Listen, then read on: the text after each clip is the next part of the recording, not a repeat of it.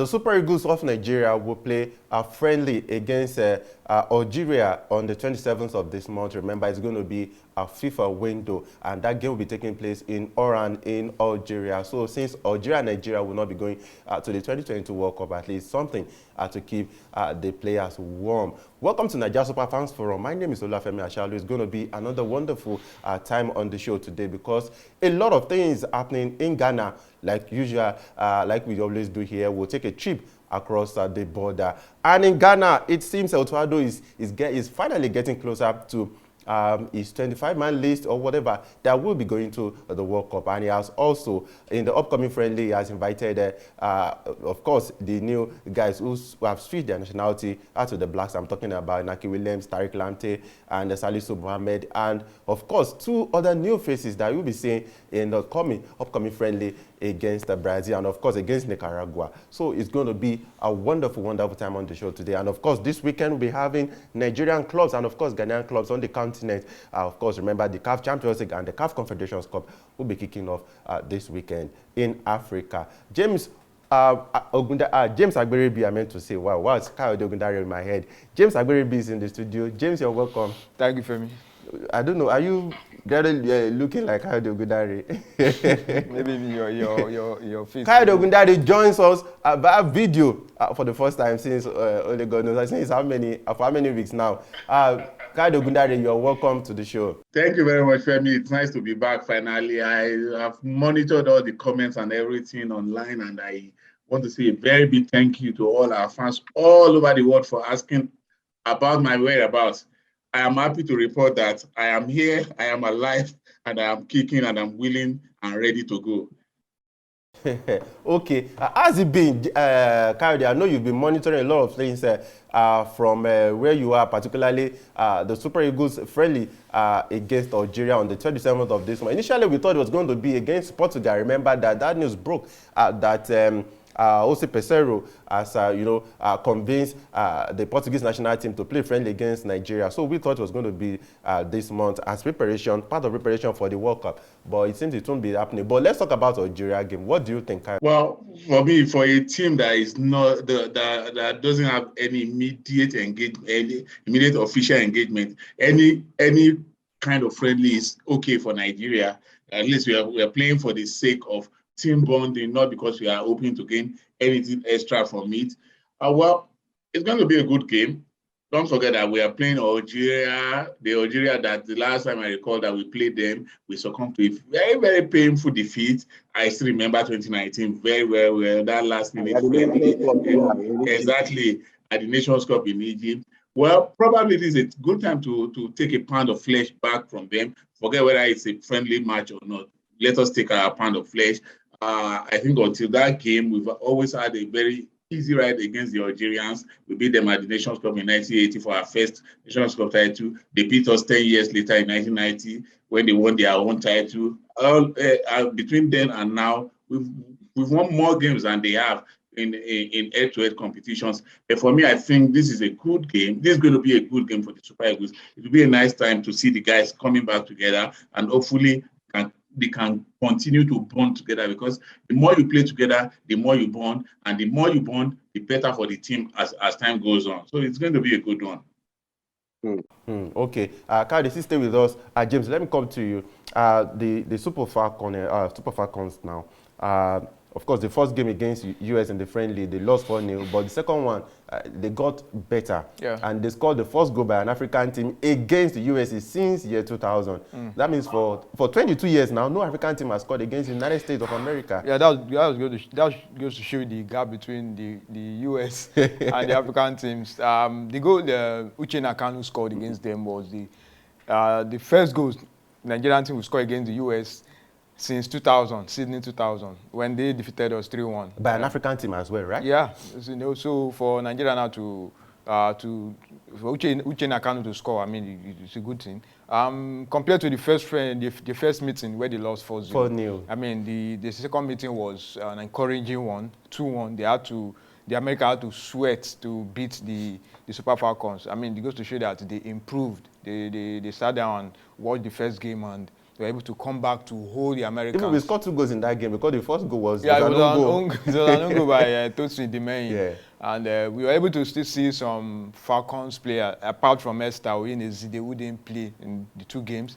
The likes of Deborah, Rofiat played, Demeyin played. Demeyin even started. You know, the first meeting she didn't start. The second one she started. You know, so good one for the team. At least looking forward to the World Cup. It goes to show that the team, if they keep playing this kind of friendly games, they will be able to, you know, blend and, you know, get what do I call it? Make sure they're in good preparation for the World Cup. Now, next month, they're still going to play a former champion, Japan, in another friendly game. So that was another good preparation. And I hope after these 2 games, the NFF will continue to, you know, come up with good friendly games so that at least the team will be in good shape heading to the World Cup. Though it's still a bit far, but I mean, there's no better way to start preparing than now. Though we are here to solve the riddle regarding the World Drum. If you'll still be taking the girls to the World Cup that will be taking place in Australia and New Zealand next year. But Kayode, let's quickly talk about the Super Falcons. Of course, you saw that game. Let's talk about it very quickly. And of course, in South Africa lost 3-0 to Brazil. And Coach Desiree Ellis wasn't really happy with the performance of the girls because I saw the game myself and the errors were really like schoolboys' error. What do you have to say? Regardless of what happened in Morocco, we are still African champions. We are still African champions. Forget whatever happened in Morocco. Former African champions, you mean? Forget that. That's just semantics. It's a play on words. We are still African champions. I missed the first game, but I saw the second game that ended in favor of the United States of America. And I can tell you that I've never been prouder of being a Nigerian that when I saw those guys playing, they played the United States to a standstill. If you listen to the commentaries, you'll hear what the commentators were saying about these girls, that the manner of play, the transition, the strength, the speed, and the pace of the girls was just out of this world. They lost that game. Fine. Of course, Randy Wardrum has a ready-made excuse that he didn't have the full complement of his squad, which we all agree.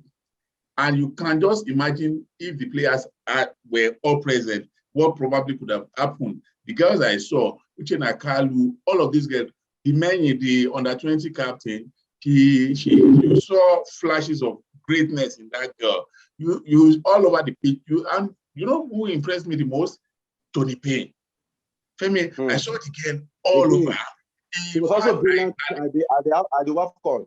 Yes, at the point, we saw at the AFCON, she just kicked on from where she left at the AFCON. At the point, the commentator was saying that, you know what, he thinks the United States made a mistake allowing this girl to go play for Nigeria. She was a former United States junior international with the older sister. And you could see she had a part. She took the game to the Americans. For me, this is the Super Falcons I want to see. This is the Super Falcons that should transcend Africa. We have dominated Africa for too long. Now we should be rubbing shoulders with the best in the world. We have shown against the US that we are no pushovers. Forget what happened in the first leg, which was utterly dominated by the Americans. The second leg, we gave them a run for their money.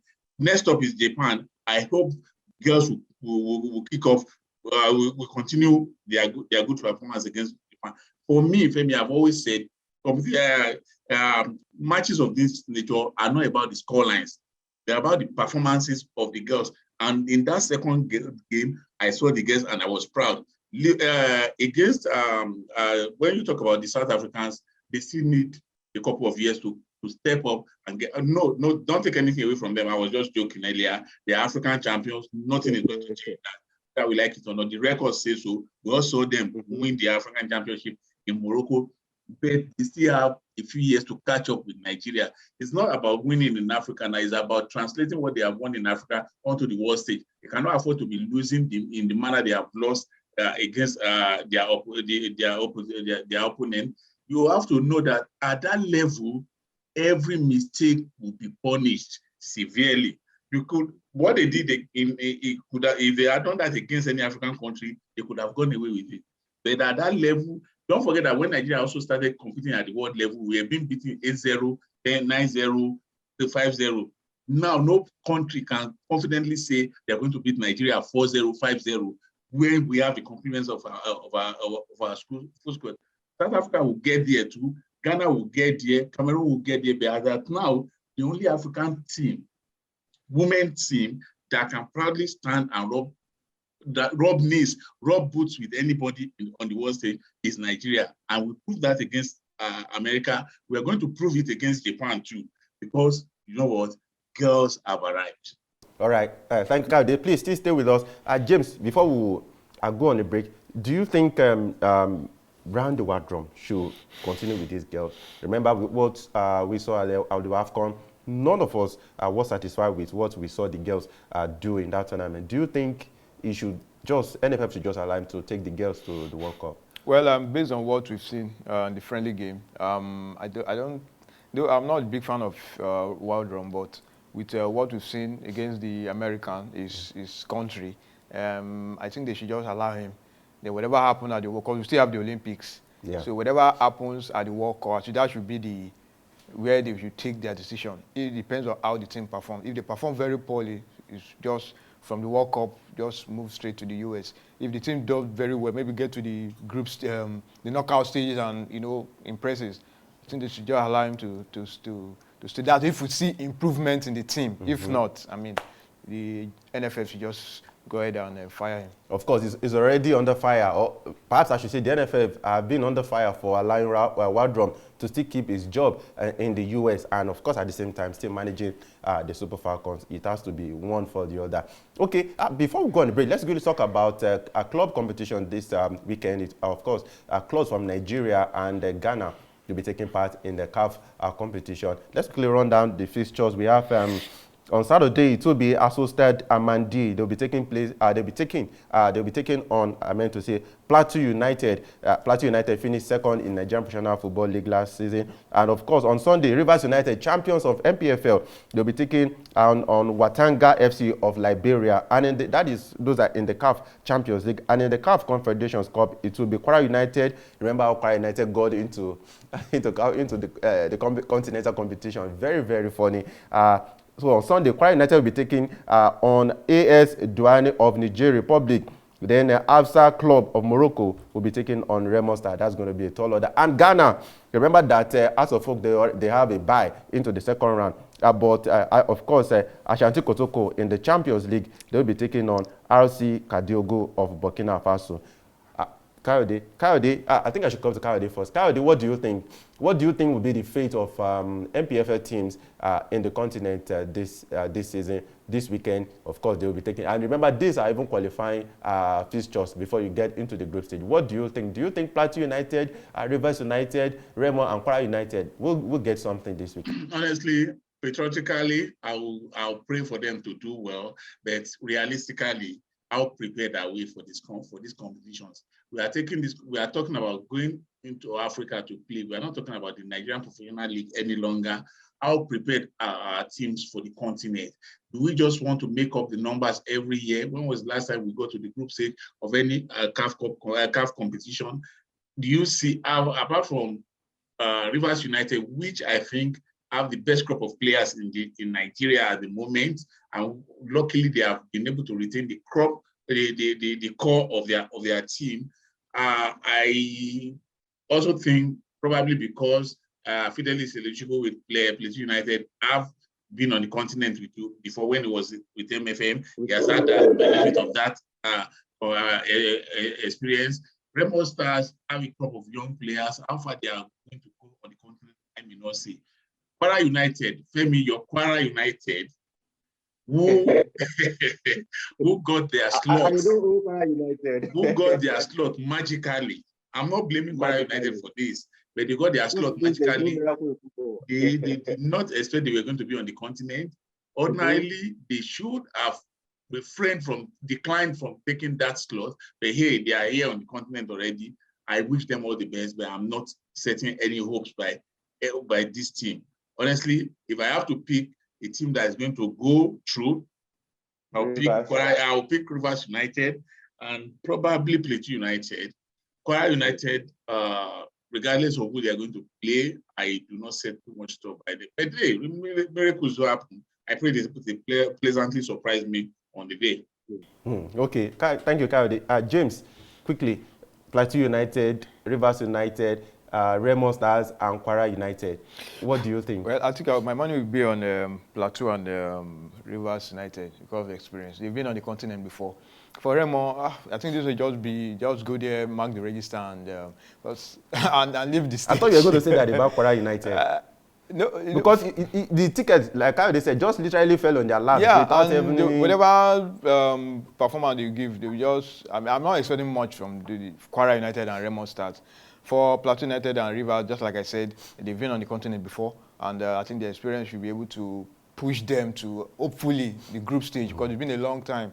I mean, the Nigerian teams now, anytime they go to the continent, we don't really expect much. Unlike in the past, remember the days of Enyimba, Shooting Stars of Ibadan, Iwanyao National, BCC Lions of Boko. These are teams that when they get to this continent, I mean, you know that they will do something. I think they will get to the group stage, close to the semi-final. Even the of old. Yeah, I remember in 88, Iwanyao played in the final. 1990, BCC Lions played in the final of the Mandela Cup. In 1991, BCC Lions also got to the final. In 1991, Mandela Cup.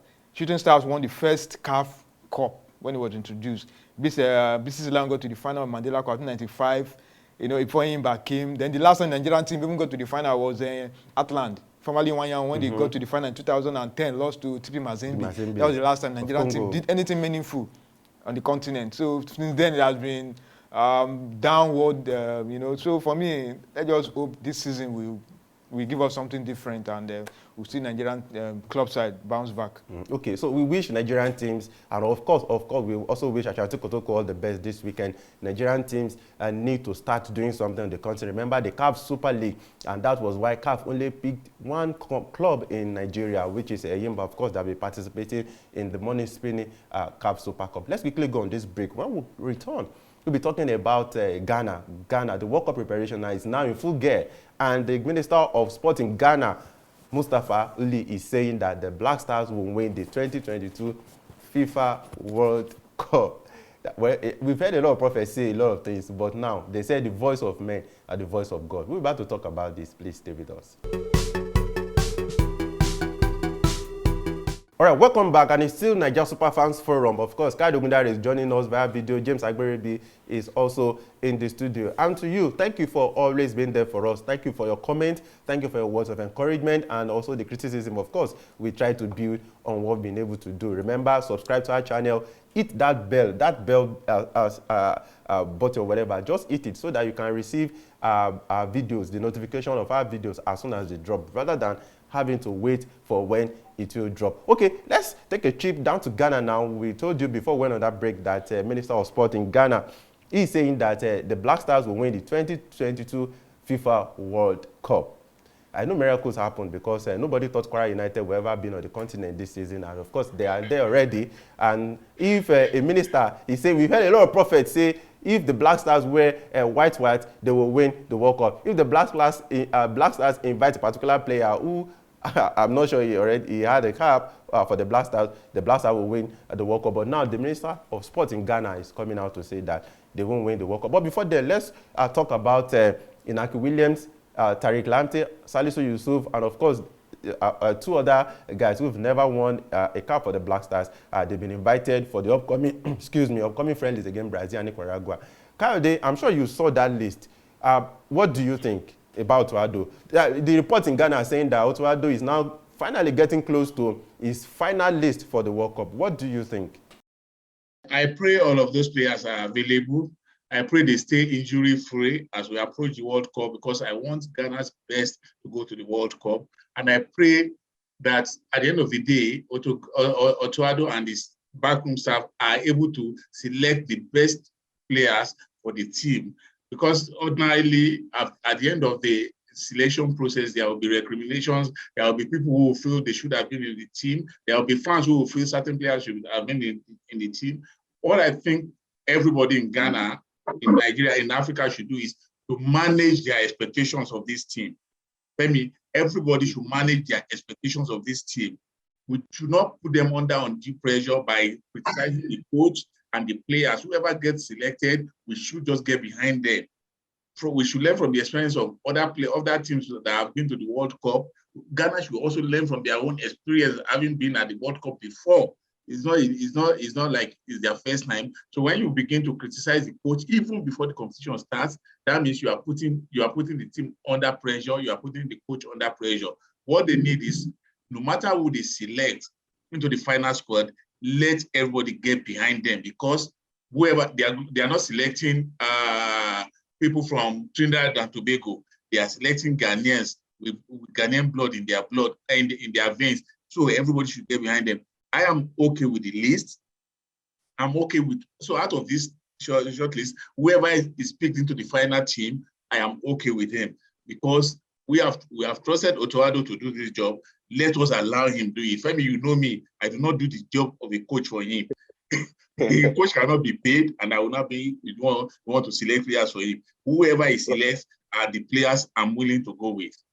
But the good news is that Thomas Partey, we thought he wouldn't be able to make it to the World Cup, though he's still recovering from injury. But at least somehow his name was on the list, Kayode. His name is on the list. He could finally make the list, but then there's a difference between being fit and being match ready. You can come back from injury and still not be match ready. But whatever, I want a side that is less dependent on one player.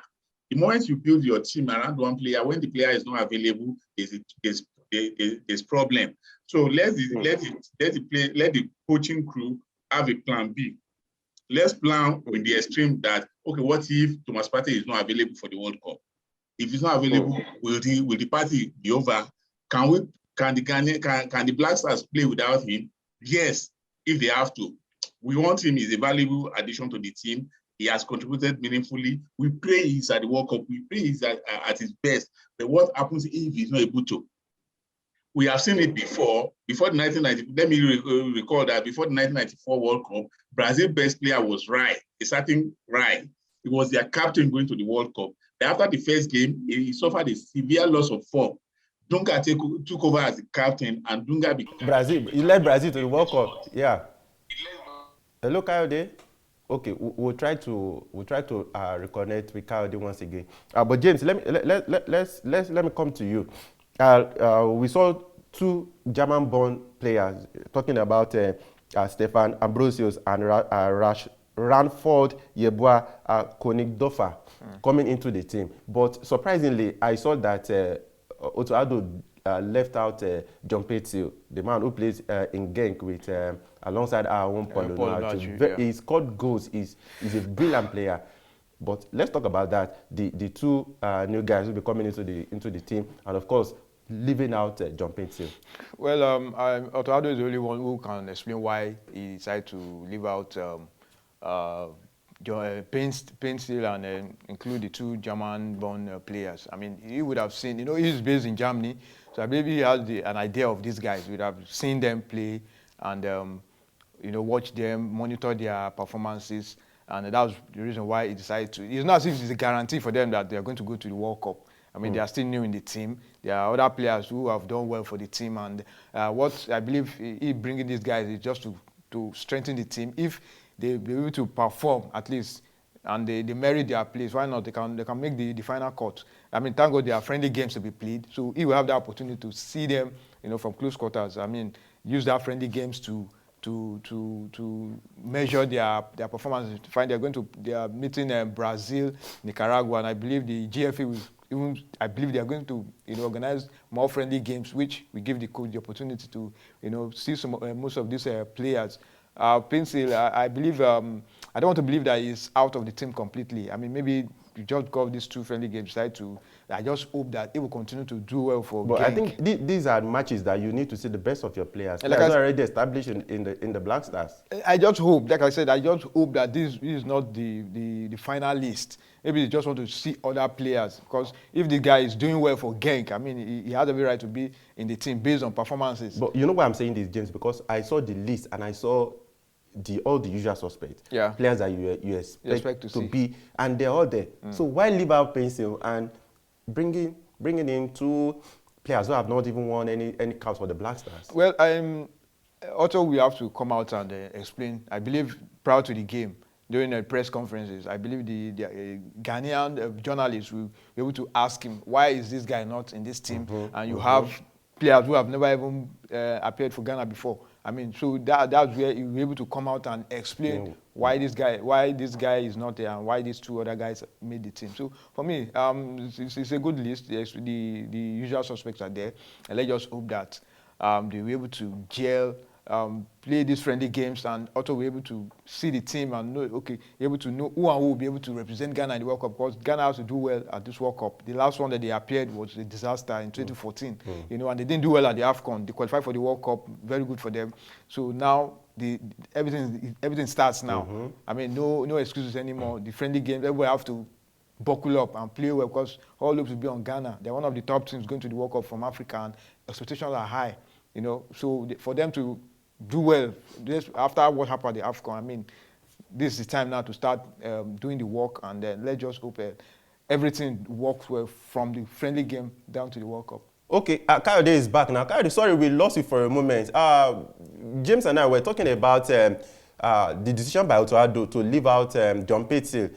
He's in rich form for Genk at the moment, but he decided to invite two new German-born players who have never won a cap for the Black Stars. And we were saying that maybe he needs to actually clarify why he will be leaving someone like John Paintsil, who knows what he plays, to play for the Black Stars, than inviting two new faces, who haven't even played for the Black Stars. What do you think, Kayode? This was exactly what I was saying, Femi, earlier before the line was interrupted. I said, once you give a man a job to do, and you are paying him handsomely to do the job, you should allow him free hand to do it. If, in the wisdom of Otto Addo, these players, even if he wants to bring Eskimos, as long as they are qualified to play for Ghana, let him do it. If he's going to be able to bring Eskimos, let him do it. We all trust his ability to lead Ghana to the promised land. Now, when I say the promised land, I've always told you, Femi, my expectations from this team. I do not share the optimism that is ravaging certain quarters in Ghana and elsewhere, that they are capable of winning whatever. All I want is a respectable showing at the World Cup. Once he's able to do that for Ghana and for Africa, I am good. So if he thinks he's going to bring 10-legged players from wherever, let him bring them. He's the coach, he's in charge, let him do his job. That's all I think.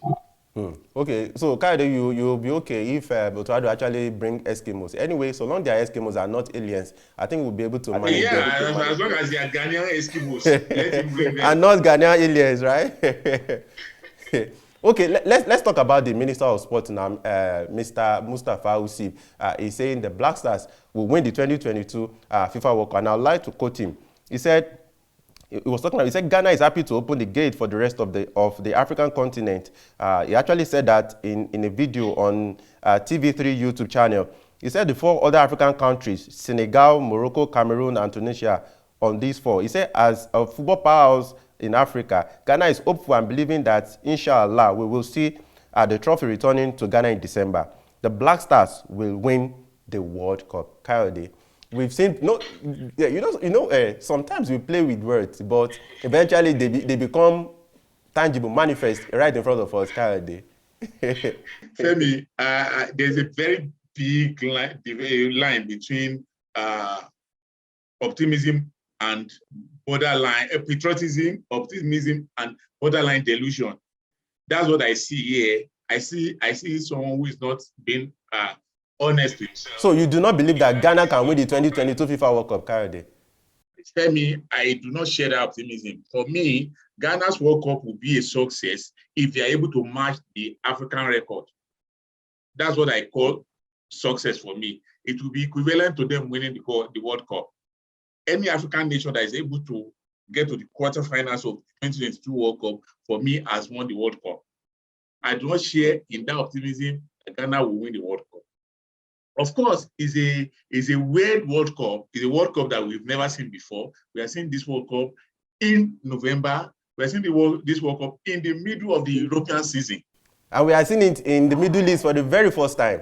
In the Middle East. So for me, so Ghana can win it. I believe they can win it. In the sky, but I am being very, very practical here, Femi. I am putting my feet firmly on the ground. I am not interested in joining this hysteria about Ghana or any of the other African countries winning. my World Cup will be made if any of the African teams is able to get to the quarterfinals. That would be the end of the World Cup for me, honestly. But I respect the Honorable Minister. I do not take his words lightly. I will not say he doesn't have a right to be optimistic. But maybe I would rather choose to be logical, to be pragmatic.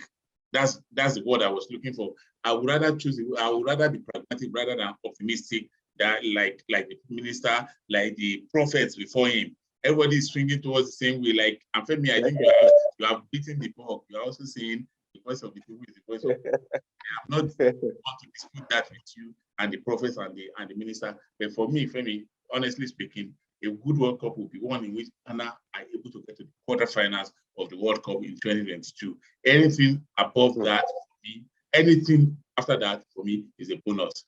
That is my target for all the 5 African teams into the World Cup. Okay, thank you, Kayode. Please stay with us. James, I know you are not a man of little faith like Kayode. Do you also believe that Ghana cannot even go near the final of the World Cup? In as much as I know it to be a tall order. Yeah, in as much as I want like mission impossible. Ghana to do well at the World Cup, the minister coming out, no, I don't share in that belief. I mean, sometimes you just have to be realistic. You too? Yeah, honestly, I have to be frank with you. This current Ghanaian team, you can't compare them to the 2006 and 2010 squad. That set was a very loaded squad. Had the likes of Chule Muntari, but they still didn't do anything. But now you have Otto Addo, who has shown by beating Nigeria to pick the ticket. Beating Nigeria doesn't mean that... no, I'm just saying that it shows stuff, as far as I'm concerned. Yeah, I know, but looking at this current squad now, I mean, we also what they did at the AFCON. They were just a very bad team. For me, I don't share in the sports minister's sentiments. Though I want Ghana to do well at the World Cup, but for him to now come out and say Ghana will win the World Cup, I mean, that's a tall order. I mean, we should give this team time to prepare well, so that the expectation will not be sky high. I mean, if they be able to come out from the group, a very tough group, where we have South Korea, Portugal, and Uruguay. These are not small teams when it comes to the World Cup. So for me, if they be able to come out from that group and make it as far as the quarterfinal, just like what Kayode said, that would be a very good achievement. When you qualify for the World Cup, I mean, there are so many excitement that you start saying different things, So for me, I think the sports minister is very excited that Ghana, that's why not doing well at the AFCON, they're able to qualify for the World Cup. So all those, excitement and you make you start saying things that, So for me, I can't say he doesn't have the right to have this kind of expectation. So for me, like I said, I want Ghana to do very well at the World Cup, but for them to win the World Cup, this particular World Cup that we're going to witness in the next 2 months, I think that's a tall order. Please, we need men who have faith on this show. These people do not believe, because we've seen teams go to tournaments, and I still remember Euro 2004 when Greece went there, and against all odds, Greece defeated everyone, including France, including Portugal, twice, to win that tournament. So we've seen teams go to tournaments and win competition. So Ghanaians, please keep the faith. Let's agree with Mr. Mustafa Yusuf that the Black Stars can bring the trophy back to the continent. I think we'll just declare a public holiday all around the continent that day. Okay, let's still sticking with Ghana now. George Boateng, of course, the assistant coach of the Black Stars, has said that the technical team, they are yet to discuss or agree on the fate of Asamoah Gyan regarding his intention or his ambition to represent the country at the 2022 FIFA World Cup. Kayode, you said it over and over again that Asamoah Gyan should just watch the World Cup from home. But Boateng, for the first time, is actually saying that they have not decided if to take Asamoah Gyan to the World Cup or not. And quickly, let me read what he said. He said, out of respect for the player, which is Gyan, he said, and a friend of mine as a person, I would prefer to discuss this issue with him in person rather than sharing with the outside world. He said, we haven't spoken to Gyan yet, so we will not disclose anything until we have spoken to the player himself. That is a statement credited to George Boateng. What do you think, Kayode? Do you even agree to the fact that they are even entertaining Gyan's ambition? Very quickly. Femi, I think that's a diplomatic way of saying there's no room for him in the team. Kayode, why are you putting words in his mouth? You are putting words in his mouth, Kayode. That's a nice way of putting it to him that there's no because if you have not discussed with him now, with barely 3 months to we're in September, we're talking about a World Cup that will be starting. Let me take this from me, except in the case of injury that we do not expect. Anybody who is not on the list of friendly for all these upcoming friendly games that Ghana have set up would not be at the World Cup. So if Asamoah Gyan is not in this list now, you should just forget about it. And what I hear Asamoah Gyan comparing the situation with that of Rojamila in 1990, that is what they call force equivalence. Asamoah Gyan is clubless now. Rojamila left the national team, not football. He voluntarily retired from the national team, not from football. Asamoah Gyan has not been with the club, has not been with any club since he left Legon Cities. So how can you compare that with somebody who just decided, you know what, because a generation of players left the national team with Rojamila in 1990, before 1990, they had been with the team since 1976. That was like 14 years. Don't forget that for upwards of 15 years. So they voluntarily retired, going to the World Cup because they did not do well at the Nations Cup in Algiers in 1990. They needed players. So they went and talked to him, and he voluntarily came back to the national team. It was Cameroon that called him, not enforcing himself on the Cameroon team. So you can now compare it with the situation with Asamoah Gyan now. You left football because you were injured and everything. Now you say you are trying to recover, even though you also admit that you are not fully fit. So how can you compare yourself with Rojamila? Those are false equivalents that should not stand. Asamoah Gyan has achieved much more than any other Ghanaian player. Top scorer with the national team, top scorer in Africa at the World Cup. He should just maintain that legend. Let him maintain that legend. Any other thing, like the last time we had this discussion, Femi, I said if he doesn't take care, he's capable of ruining his own records. Because a generation of football fans will come.